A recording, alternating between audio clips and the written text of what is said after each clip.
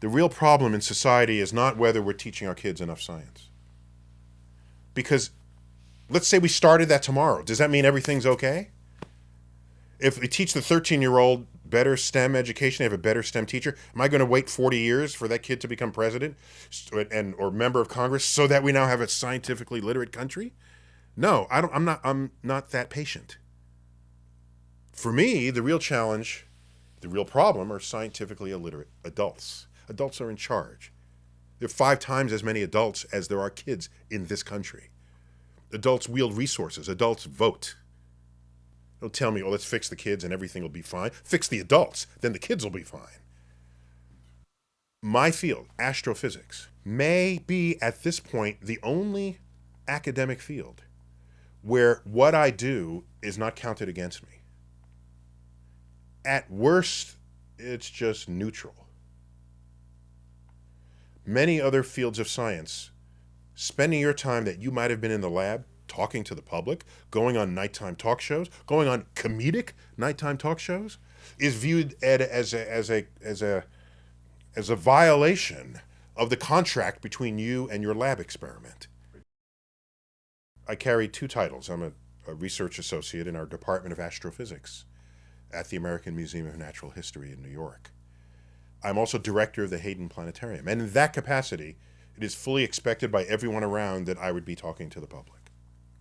But more important, Carl Sagan basically did this first.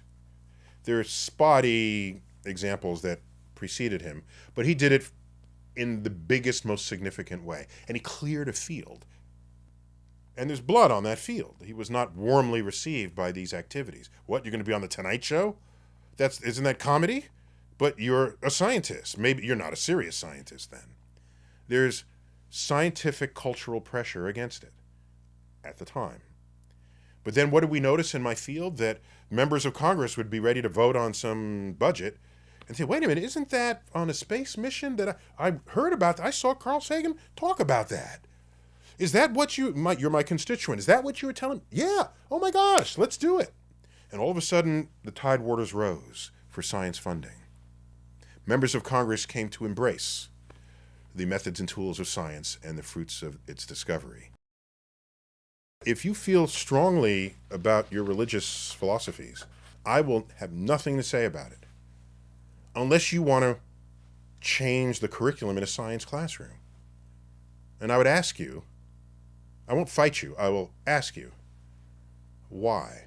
There's no tradition of scientists knocking down the Sunday school door, telling the preacher what to teach. That has never, atheists don't even do that. There's no scientist or atheist picketing outside of your church, or synagogue, or mosque. That might not necessarily be true. There is no such tradition. So what is the motivation to try to take a religious philosophy and influence what goes on in science? You can get up enough people to influence school boards. Okay. Again, I'm an educator, so I'm here to tell you the consequence of that. If you substitute religious philosophy for science, there will be a generation of people who will not understand what science is. And they will be intellectually crippled from contributing to what the centuries have demonstrated to be the most efficient engine of economic growth that has ever been devised. And that is innovations in science and technology.